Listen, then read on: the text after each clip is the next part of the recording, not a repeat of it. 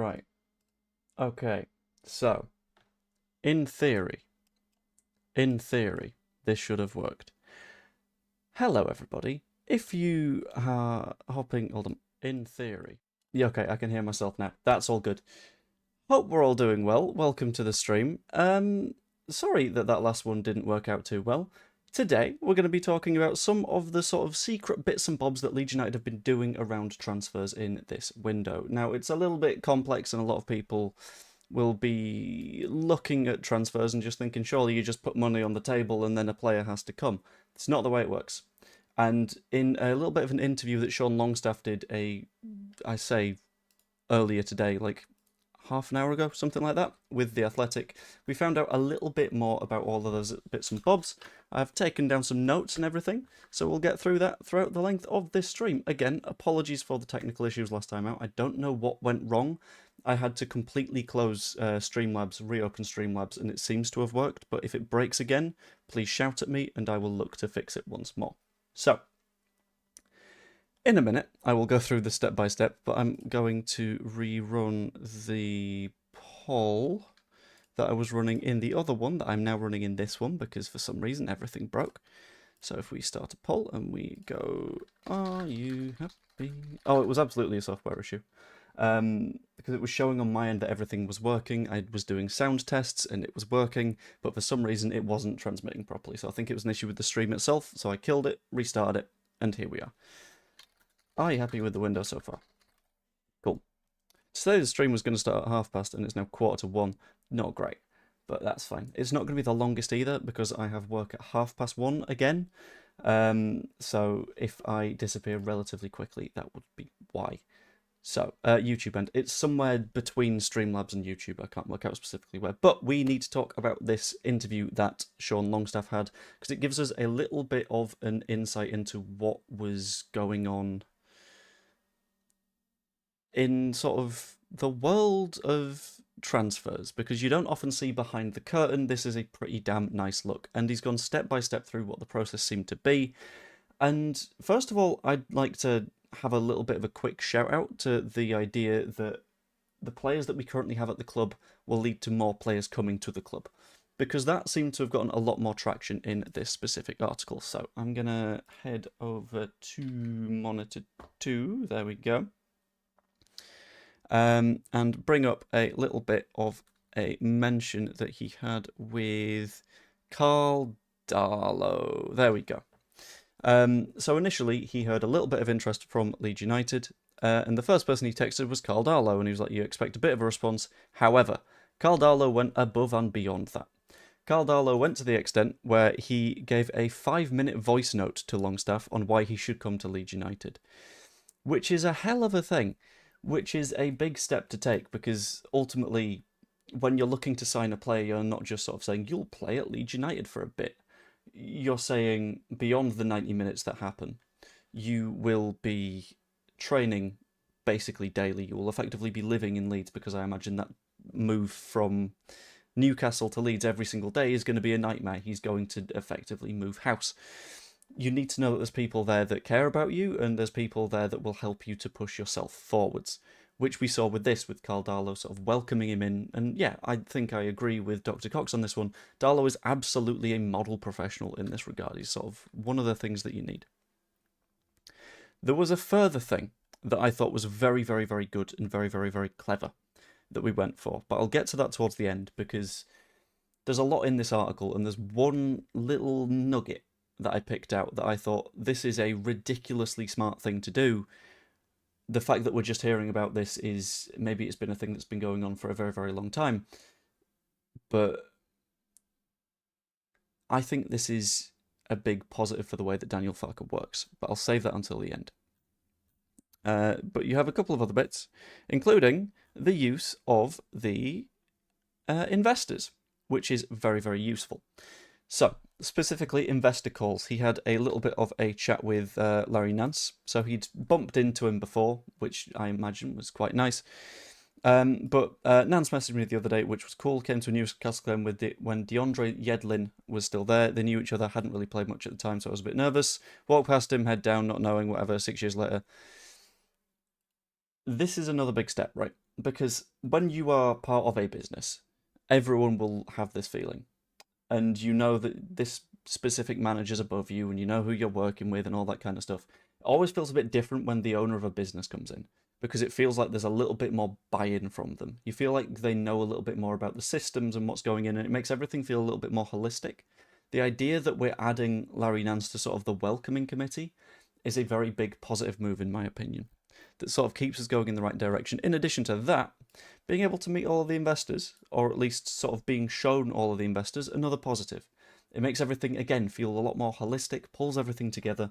Absolutely fantastic. I'm going to get a little bit more onto sort of the way that we emphasise the atmosphere at Leeds United, which I think is a fantastic step forward for us. So specifically, he's only played once at Elland Road in front of fans. It was the night of January 2022 when he replaced Joe Linton, smash and grab win for them. That was the match, right? This is a fun one, because I specifically remember it. It was the match where someone stepped directly on the top of Dan James's foot, and I was absolutely livid that we didn't get a penalty, because I was like, that might be the thing that sends us down, and we've been robbed, because there was fucking VAR as well. Anyway, side note. One of the big things I remember from the day is Rafinha was still there. Every time he got the ball, you could feel the buzz of the whole stadium. As an away player, even if we felt okay in the game, you're subconsciously thinking, are we not okay here? He's referring to sort of that buzz at Elland Road. You remember the whole atmosphere. I started on the bench. I remember warming up. You take it in a bit more because you're going to feel it a little bit more on the bench. You look around every time they go forward, you think they're going to score because of the buzz of the crowd. And he's saying that's a buzz that he can't wait for, but similarly, it's a buzz that links us with Newcastle. Because Newcastle, one club city, which is a pretty damn important part of a club's culture. If you are born in Leeds or around Leeds, odds are you're going to support Leeds United. Which I'm not going to complain about, because it means that we have more fans, but it also means that if you're a player on the pitch, there's a lot more buy-in and a lot more investment from the supporters. Which, again, is another thing that is used very effectively when it comes to drawing in people that maybe are considering playing for Leeds United but not 100% on one side of the fence yet. Having a strong atmosphere means that they are going to be backed every step of the way, and that is genuinely an incredibly strong addition for Leeds United to have.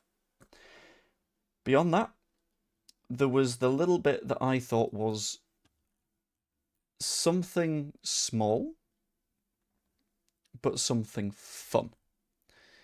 And just a quick note, by the way, on the Darlow thing and the atmosphere thing, us being able to point towards Brazilian players in the squad, but also Brazilian players in our past, is going to be very useful for Paixao. We all know this. Apparently we've presented our case to various players and all this kind of stuff, and it's worked on Paixao, which is nice. Also, thank you for the little plug, Danny. But yeah, please keep liking, keep subscribing. 7K is just around the corner. I will be honest, the childish part of me is very desperate to actually see it when I hit 69 subscribers. So that's the target first, but if you guys could subscribe, that would be very, very useful. But, we've got the bit that really impressed me and the bit that made me feel really, really good. There is also a chunk here about him leaving Newcastle and the fact that Jamal Lascelles and Nick Pope addressed the squad whilst leaving messages that left him unable to hold back tears. If they're crying that he's leaving, I'm going to be really, really happy, because that shows that we've got a very, very good player on our hands here. But the bit that I'm mainly paying attention to, and I keep sort of drifting around this, and it makes it a little bit difficult, is down here, right? Manager Daniel Farke has methods of bedding all the squad's rivals in with each other away from cliques, which means that you're not Mateus, the concept of a small social group that is so tightly knit. It means you're not going to be in a situation where 3 or 4 players are running the dressing room and being shits to everyone that isn't them, and it's going to be a more welcoming environment for all of the players, which is ultimately what we need as a football club, because it helps us to grow and continue to develop. But his way of doing it is quite wise, I think. So Captain Ampadu, Newcastle link Darlow, and everyone's best friend Alex Cairns. Cairns being a sort of club man is fantastic. There have been fixtures of Longstaff's first week. Fellow summer signing Gudmundsson has been someone he's spoken to a lot, because going further into it, I was like, oh, that makes a lot of sense. Let's find out more. Where the German manager alternates British player, then foreign player, then a Brit, and so on around tables. which removes the potential for clicks, which removes the potential for comfort zones. If you just had your 3 Brazilian players, assuming that we end up signing the other 2 Brazilian players, sat at a table chatting to each other in Portuguese, keeping Gudmundsson, for example, out of the conversation, then you're going to develop that click and you're not going to have the nice little bits of conversation. Lucas Perri isn't going to be talking to his left back. Let's have more examples. Rodon isn't going to be talking to his goalkeeper, which means that you're in a little bit of trouble. Like if the Welsh gang just only talked to the Welsh gang, we'd be in deep shit, because there's a big chunk of the club that isn't talking to the rest of the club. Getting those players out of the comfort zones means that you have one big social group rather than several smaller social groups, which is really, really beneficial for us, I think. But there was also the chat about the important Farke phone call, right? And the Farke phone call was mentioned a little bit earlier in the chat by someone. But Longstaff saying that the chat played a big part in his yes or no is good for us. Specifically, one of the big things when I was deciding whether or not to come, you don't want people just to tell you how good you are, and he didn't. We've also heard this from Anton Stack. So this is clearly a thing that we are doing consistently, something that we are making sure that we are doing. But whilst he said nice things, one of the things that struck me from the conversation was, I think I can improve you here and here and here. Straight away, it's not, we just want to get him here. It's, this is what I can improve, which is massive for me. If you're looking at it from the perspective of a footballer. Also, I've had this one quite a lot. I've played into it a couple of times. I'm not going to play into it for a little bit right now. But if we're in a spot where players that are looking to develop and then potentially move on, which is going to be the case, because a lot of people will do the thing again where they're saying, yeah, but we're Leeds United, people should look at us as the final destination. We're not there right now. But if players are in a position where they look at Leeds United and they look at the manager of Leeds United and the manager is actively saying, look, these are the places I can improve you. I've watched past the way that you played for a few years now. I've seen all of the minutes that you've played. And occasionally you're lacking that final ball. It could be improved if we draw a player in here and someone gets in behind. That's going to benefit them. Because if you are, and I'm going to keep using him as an example, if you are Igor Paixao and you're looking at various clubs and you're thinking, where do I want to go? You've got one club being Marseille saying, you're such a good footballer, I loved the things that you did at Feyenoord, you're so good cutting in, you're so good having a shot. Sure, that's going to be a little bit of a sort of attracting factor, because you're going to think, oh, they like me, cool. Everyone likes their ego being pumped up just that little bit higher. But what we're doing here is we are recognizing that our place in the hierarchy at the minute is not only to be somewhere that players go to show off and do fancy flicks and tricks and skills and stuff, but it's a place that players are willing to come to improve and potentially, yeah, maybe find the next move, but maybe improve who they are as a player for their own sake. Maybe to find a way to push their way into a national team, like might happen with Paixao or Gudmundsson. We're in a very, very nice spot at the minute where we can provide ourselves a little foundation for players. And by being that foundation, players are able to find their way to build and able to develop a nice, better career for themselves. And that's a good spot for us. It's admittedly not the spot that we want to be in right now. Right now, we want to be saying, yeah, cool, we'll buy the finished product and there'll be a perfect footballer every single time and we'll have no issues in the slightest. That's not where we are. But where we are is you could go to the very top. Here's your route to get there. And I don't mind us being the route that people take to something a little bit bigger. That is completely fine. That is normal. That is acceptable for a club that has just gotten back into the Premier League. But it shows that we're not only here for ourselves, we're also here for the players. And there is another little further benefit to this that I noted as well. And that is, whilst Leeds United might be sat in the spot of, cool, we'll develop you and that will develop us, we're also weeding out the players that we don't necessarily like. So if you look throughout the history of Leeds United's transfers and you look at last season, not last season, the season before, and you take a look at Jed Spence. Jed Spence was very, very clearly here to benefit Jed Spence. He was here to get fit, get minutes, and then maybe push his way back into the Tottenham Hotspur side. And the moment he wasn't getting minutes, he was gone. But we want to be in a situation where the move benefits both parties, and if we're open about the fact that the moves will benefit both parties, we will get players that want to benefit us at the same time.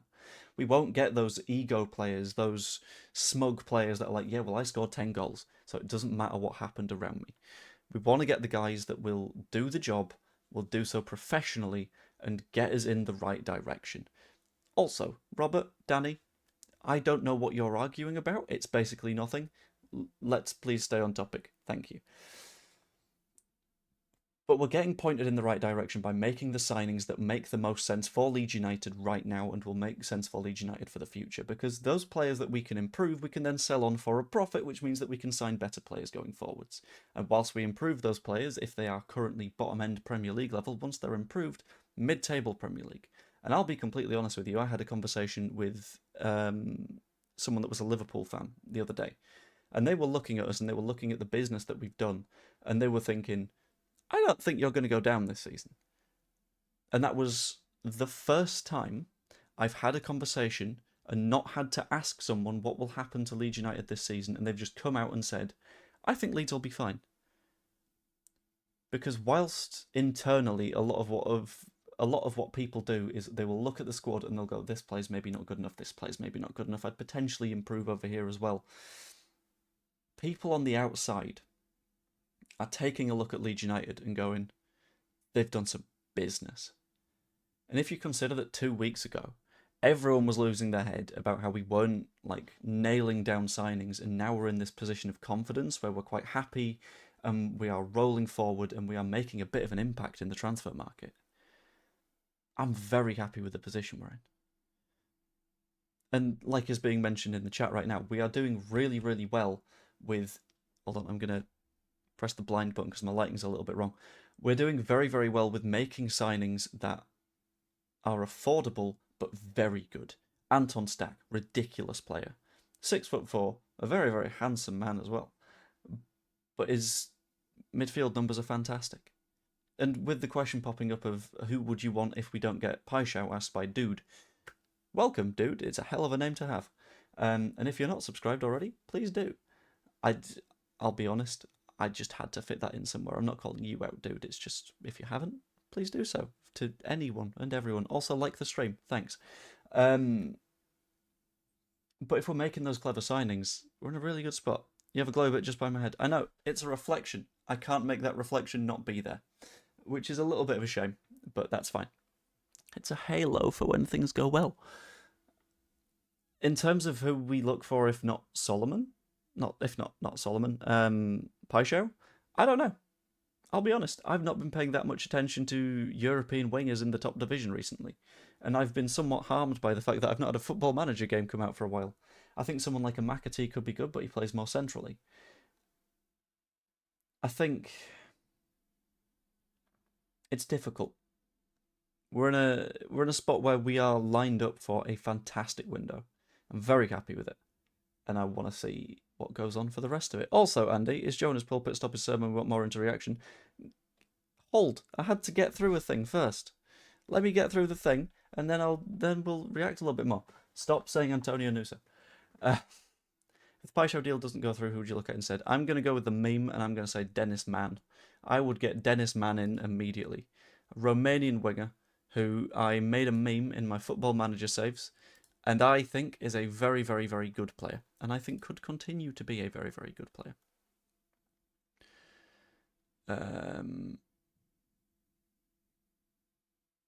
Holy hell. Okay, I've just seen a little bit of data as well. For the people that say the 49ers don't spend on players, apparently, before we signed Perri, Leeds have spent a combined £14.5 million on every other keeper signed in the club's history. He's more expensive than all of the other keepers that we have signed ever. which is a sign that maybe, just maybe, we are happy to use the money that we've got and we are happy to push ourselves forwards. And I'm very glad that we have the ownership that we do right now, because we're just in a good spot. Also, I hadn't spotted, but it's going quite well in the cricket. India being 0 for 2 is hilarious. So I'm going to keep an eye on that one. That's what we need, options rather than fixating on one player. Yeah, and we have that now. A lot of people would have said we need a central midfielder. We got 2. And we got 2 for the 30 million that was the noted sum that we were able to spend. And a lot of people said we need a centre-back. We got 2. And they're both fairly decent.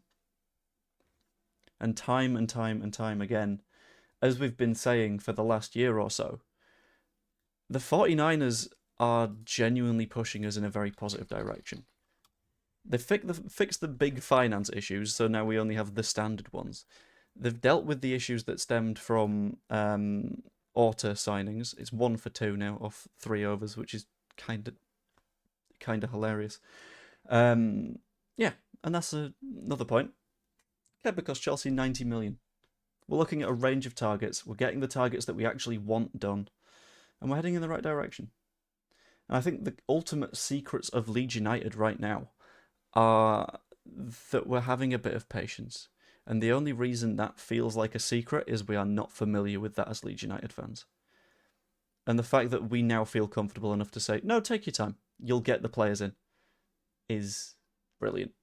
Still unsure as to why we didn't go for Kepa at Chelsea with a 5 million release clause, but I suppose we would have wanted European football. That's the thing. A lot of it isn't just we will sign this player because we've paid the release clause. It'll be this player also wants stuff. And I think that's the case in this specific situation. Because Kepa had a season at Bournemouth, I want to say, last year. Ended up saying, okay, cool, I've done my time at Bournemouth. Arsenal might want me now. Went to Arsenal, will get Champions League football. I don't know if he'll start, but at the very least, he's going to be a Champions League player. And that, for him, is going to be something that is of interest. The issue with Kepa, in my opinion, is yes, he's had the odd error with him, but that's not what I'm specifically targeting on this one.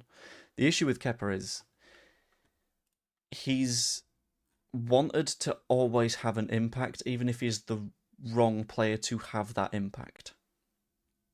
So when it was, we've got one goalkeeper that's really good at penalties, Kepa, please come off. It doesn't come off. That's not the ego that we need at the moment. Yeah, it's an ego that says he really wants to be at the top of his game. But I think there's players that have less of that about them. And I will be honest, there is one video that I care about when it comes to Lucas Perri. And it is the one video that, unless another goalkeeper can match it, I am not going to want them. Because it makes me laugh, and I find it quite funny. And it's this one. If I switch over to monitor 2. It's the one where, I'll just mute that a little bit, he just, instead of kicking it half of the pitch, whack. Just a big whack. And a player that can just go, okay, ball go elsewhere, thump. That's what you need, for me. It's such a stupid distribution method, but it works so nicely, and that makes me very happy. What the 49ers have done not only appear to have made our Premier League status more possible, but have also given the chance of European football. I think long-term, it's a conversation. I think in the immediate term, we're really getting ahead of ourselves if we start saying that there is a decent chance of European football. I don't know. Will Perry be on long throws? No, because that would be a foul throw every single time. Jesus, I think the ball came off with a concussion. I mean, maybe. All we hear is kick it dead hard into the net. I think if you just slap it dead hard into the net, that would do the job just as well. So there we go. We have a chance with a successful cup run. We do, but I think the idea of a cup run is entirely dependent on what happens with the rest of our season. If by the 3rd round of the FA Cup, or sod it, if we go through 2 rounds of the Carabao, and we've played 7 or 8 matches, and we are hovering 15th, 16th kind of territory, I would be a little bit scared of going for a cup run. I would say, okay, we can play a fairly decent side in the cup, but I wouldn't mind some youth players getting some minutes. I wouldn't mind us losing. Because, yeah, a lot of, and I've said this a few times, a lot of the pattern that people like to note is that 3 up, 3 down. It's always the same sides. People don't tend to pay attention to what those sides were. So, for example, 2 of the teams that have been the up-down have been Luton and have been Ipswich. Both sides, I genuinely do not believe, were Premier League quality in the first place, and were working with League One squads and tried to improve their League One squads with Championship level players for the Premier League, which explains 2 of the 4. Then you've got Southampton. Russell Martin tried to play to a tactical style that he didn't have the players for in the Premier League, therefore got relegated. Vincent Kompany tried to play with a tactical style that wasn't suitable for the Premier League, got relegated. And then you've got the remainder, which is Leicester, who were financially on fire, lost their manager and had to sell Dewsbury Hall. And then I can't remember who else. Sheffield United, who were a complete shambles in the season that they got relegated. So I think as long as we steer clear of ownership fuck-up, management fuck-up, and we do decent recruitment, that's how you stay up. It's not a case of, yeah, well, we're bound to go down because we've been promoted and all this kind of nonsense. It's got to look after ourselves, you know? And if we do what we need to do, we will stay up. And I'm very happy with that. Joe, we don't need players who want, we need players who give. Yeah, I get that. I get what you mean. I would say we also need players who need. We need players who have something that they are aiming for. And whether that is a place in a national team or something along those lines. We need players that have something that they are fighting for that isn't necessarily just Leeds. Because you're not going to get a 100% hit rate on players that want to be at Leeds United because it's a big club and all that kind of stuff. That's the stuff that everyone says. Because you have to, because it's how interviews work. And there will be players that believe that, but there'll be players that don't. And I think if we've got players that are fighting for something, then we couldn't be in a much better position. I think if you're in for a right shock, explain, Tommy K. Where is the shock necessarily gonna come?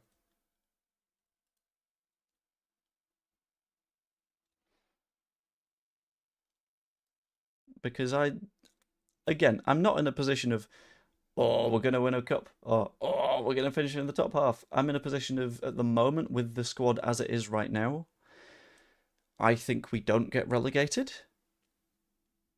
But I think if we are able to add Paixao and a decent 9, we will be a squad that isn't necessarily in the relegation fight, which is good. Which is where I would like us to be. I would still take 17th. To be completely clear with you, I will take 17th. But I want us to be in a position where at Christmas, if someone offers you 17th, you go, ugh. And I think we're building enough there. Focuses squarely in the Premier League. The cup competitions mean nothing at all compared to the rewards of European competitions going through the league. You can gain the same European competitions through the cup, though. Unless you're Crystal Palace. Because fuck you, Crystal Palace, apparently. We also need good players. That's true, but there are a lot of footballers. And they will have varying personalities, and if we're picking the good ones that have the right personality as well, then we're good. Ultimately, there are no one-man teams side before self. Yeah. And I think that's what we're building. Can Farke use the whole squad when he likes regimented subs? I think it varies a bit. So when things went wrong for Farke, he made the early substitutions. The regimented subs tended to come in games that we would have a bit more control of. And I think that was a case of minutes management. We'll have a bigger squad next season, which means that we don't need to manage minutes so much, and we will be under a bit more stress and strain next season. Which means that, obviously, we're going to get the subs earlier. we're gonna rejig things. It is a shame that the championship winners don't get entered in the modern equivalent of Cup Winners' Cup. You see, we say that, but we'd also get livid if the Ligue 2 or Zweite Bundesliga champions got put in there. Because at the end of the day, it'd be like diluting the pool of good sides. A big negative would be creation and scoring goals. We need the striker and left winger to be very good. We do. And that's why I think a lot of the emphasis now is on the Paixao deal. But for me, at the moment, we've got the defensive solidity that you need to start with. And then with that adding a forward in terms of a winger and a forward in terms of a striker, we're going to be in the best possible spot. And I'm going to be pretty damn happy with the squad once we get that done. I'm confused. Is a winger effectively a 10? Wasn't Letitia essential to... A wing... right, okay. So 10 is confusing. People tend to use the term number 10 as just meaning your attacking midfielder. But there's variants upon what a number 10 is. So, for example, Peru is more, I'm going to use football manager terminology, shadow striker kind of vibe. Brendan Aronson I would call just a straight-up attacking midfielder. Someone like an Ozil I would call a trequartista, because they tend to be more passing-sided. Don't see you getting Paixao. I think his agent's playing the game to try and push Marseille. Apparently his head is with Marseille. Maybe. But I guess we'll find out.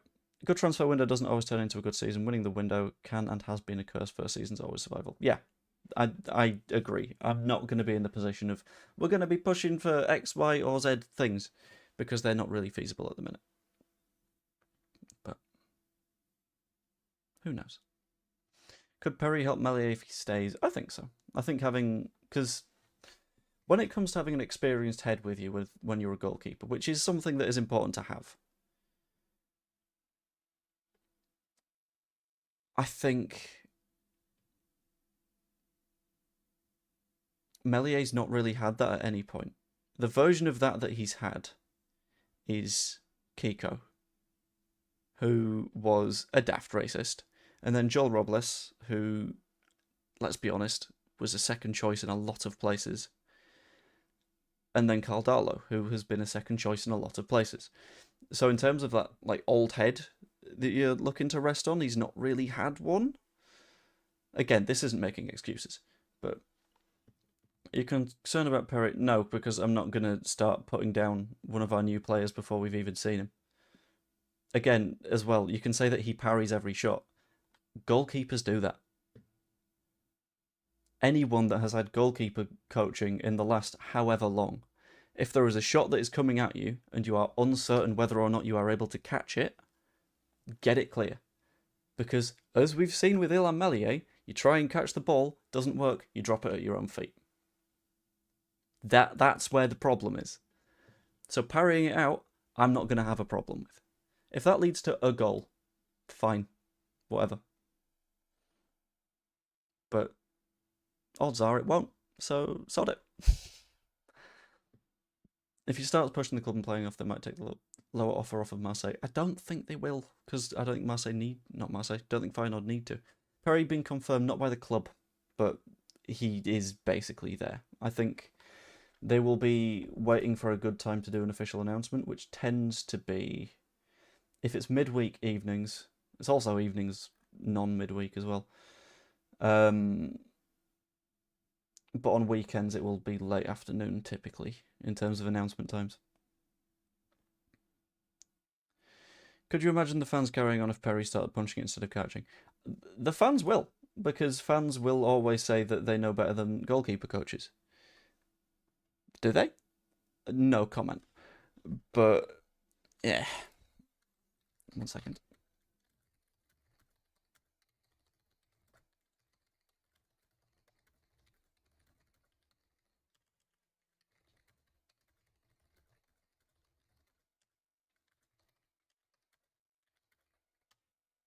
Cool. Latest on Paixao. Latest on Paixao is effectively what we know. We put in a bid, it got rejected. We've put in a second bid. We've not found out how that one's gone yet. If it goes well, I'll be very happy. But let's hope signing all these players will not come back to bite us as none of... Jamie. He's not got a horrendous percentage save record, by the way. Like, you can say that all you like. It's not true. So I'll deal with Andy first, because that one I can deal with a single Google search, which is Lucas Perri FBref, where his save percentage is in the top 22% on penalties. Yeah, that's different. Penalties doesn't fucking matter. I'll be honest with you. What's taking so long with the announcement of Perri? He arrived on Thursday. He will have been doing a medical and press stuff yesterday. Now they will just be waiting for a time to do it. The fact it's taking a while doesn't mean that the deal isn't on. It just means that they're taking a little bit of time to do the announcement. It's not a bad sign. It's just a sign. Anyway, to deal with Jamie Miller, who I feel is rage bait consistently, but I'm just going to deal with this very quickly. Top flight doesn't just mean Premier League. For example, Lucas Perri missed a single game for Lyon last season, which I would call probably not that bad. Igor Paixao. Let's have a quick look. Played in the top division in Brazil and then the Eredivisie for 3 seasons, which again is top tier experience with over 100 appearances in top tier football. Thank you for subscribing, Room D, by the way. Anton Stack has come directly from the Bundesliga, where in his career he's had 122 appearances, 99 of which are starts. Jakob Biel, signed from Serie A, has, let's have a quick look, 90 Serie A appearances and 81 appearances in the Russian First Division, so those are also top-tier appearances. Let's have a quick look at Gudmundsson. That's the wrong Gudmundsson. Why are there so many Gudmundsons? Why are there so many people called Gudmund, and why do they keep having sons? Gabriel Gudmundsson, there we go. Who has, let's have a quick look, at Lille 103 appearances, and in the top division in the Netherlands a further 37, which ain't half bad. And then, even if you say we've not got any Premier League experiences, would you like me to point you towards Sean Longstaff, who has played 100... No, wait, hold on, that's not the right bit of data. That's the right bit of data, who has played in the Premier League 171 times. Our players have plenty of experience of top division football. And to say that we don't is baffling. Don't understand it. On Wacko saying we're not getting him, I honestly half tune into Wacko sometimes. Occasionally Wacko is right, occasionally it's absolute horseshit. So I sort of hover a bit. Occasionally I'll have a look and I'll go, okay, cool. I'll keep an eye on that story. But I wouldn't just take something from Wacko, because Wacko is, at the end of the day, a forum where anyone can post. So,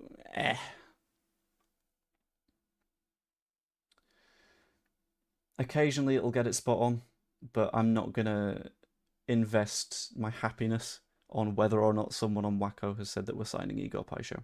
I still feel fairly okay about it. And a lot of people won't, but that's fine. Did Joe say the second bid was rejected? I don't know, to be honest. Wacko are now charging people. Are they? Damn. I did not know that one. Anyway. What I'm going to do is I am going to draw the stream to a close in a minute's time. Because, I'll be honest with you, I've got work in 5 minutes and I haven't eaten yet. So I'm going to, yes, £1 a month. That's not too bad.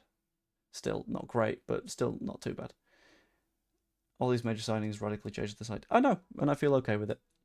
Because we've still got a decent spine there from last season, and it means it's not completely screwing the morale, and as we learned from Daniel Farke earlier on, the morale isn't going to be screwed anyway, because of the way that he sorted out canteen things. Anyway, hope you all enjoyed the stream. If you did, please pop a like on it. Subscribe if you haven't yet as well. That's always massively helpful. I am not going to redirect you to anyone right now because I don't think anyone is currently streaming, so my apologies, but I hope you have a wonderful afternoon. Yeah. Like, comment, subscribe. You can be a channel member if you like. It's $2.99 a month. You get a bunch of videos early, stuff like that. I might do some exclusive streams as well. We'll see. But I hope you enjoyed, and I will see you all later. Toodaloo.